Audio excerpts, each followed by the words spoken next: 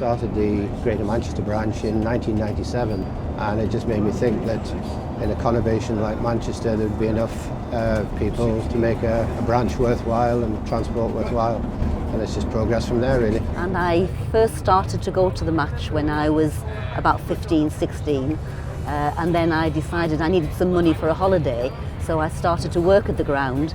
I worked in the canteens, and at first I was cleaning the floors, but then eventually I ended up in charge of one of the main canteens, making the pies and bovrils.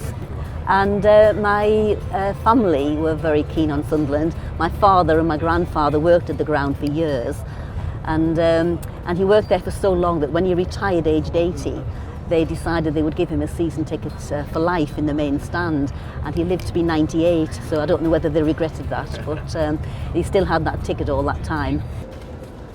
Watching Len Shackleton, who had a hairdressing shop on the bridge.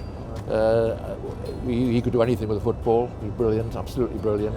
And standing as a youngster on a very dangerous, which health and safety would ban today, a thin metal pipe at the back of the full stand and spiky wooden thing to cling on to, and getting there about 2 hours before the kick-off.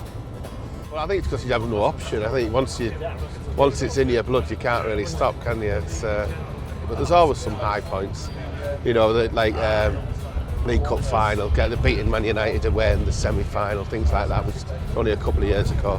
And you live for days like that, you know, and you might go and see us lose for a few times, but you know eventually there's going to be some good happens, and it's great fun.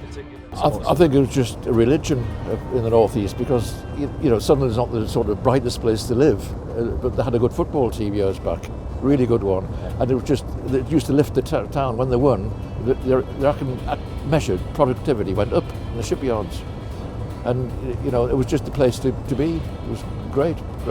I think it's just fanatics, really. It's just that born and bred, and I just can't get it out of the system.